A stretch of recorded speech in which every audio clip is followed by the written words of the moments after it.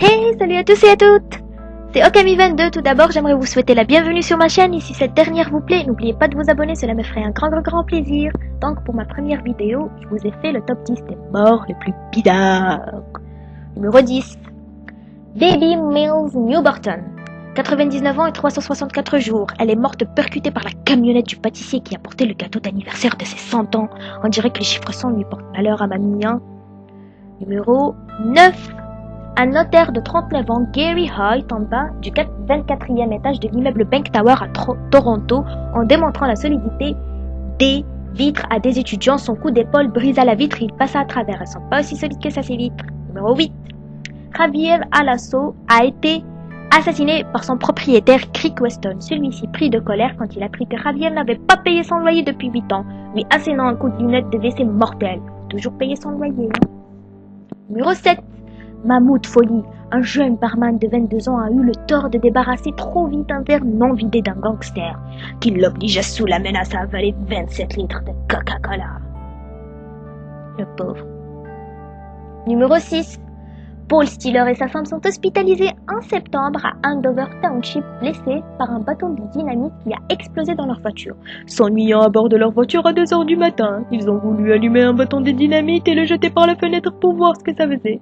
Mais apparemment, ils n'ont pas remarqué que les vitres étaient fermées quand ils ont lancé le bâton, hein. Numéro 5. San Jose Mercury News.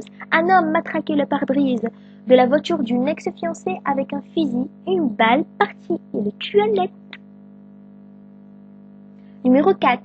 Michael Lewis décida d'assassiner son partenaire après une dispute. Pour cela, il drogua son amant Tony Berry et le fit marcher dans les rues de Harlem, vêtu d'un panneau publicitaire indiquant Death to all niggers d'un côté et de l'autre côté God loves the KK. Quelques minutes après avoir été déposé à Harlem, Tony passa de vie à trépas. Le pauvre Tony. Numéro 3. Mary Bradley, Haven Giles et Joseph Coles moururent alors qu'ils passaient devant un hôtel à New York. Ils furent tués par David Smith, 7 ans, et sa jeune sœur âgée de 6 ans. Les deux enfants étaient restés seuls et sans surveillance parentale depuis quelques heures dans la chambre d'hôtel située au 26e étage de l'immeuble. Ils s'ennuyaient, fermes et décidèrent d'essayer d'écraser les petites fourmis qu'ils voyaient circuler en bas. D'abord avec des fruits, puis avec divers objets de mobilier tels que chaises télé, et c'est comme ça que les soi-disant fourmis sont mortes. Numéro 2. Gail Queens, 23 ans, a été assassinée par son petit ami Matthew Killaway.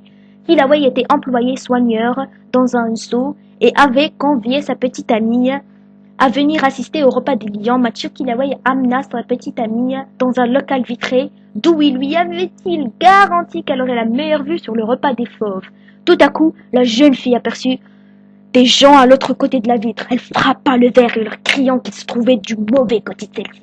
Mais elle réalisa que c'était elle-même qui se trouvait du mauvais côté. 3 lions affamés furent lâchés dans la pièce.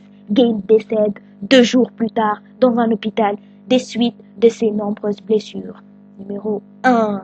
Un philosophe stoïcien, est mort suite à des fous rires causés par sa propre blague, qui s'est raconté à lui-même. Et ben mince alors. Alors, c'est la fin de la vidéo, donc si ma vidéo vous a plu, n'oubliez pas de faire un thumbs up s'il vous plaît et de vous abonner à ma chaîne, ça me ferait réellement plaisir. Et si vous avez des sujets pour ma prochaine vidéo, partagez-les en commentaire.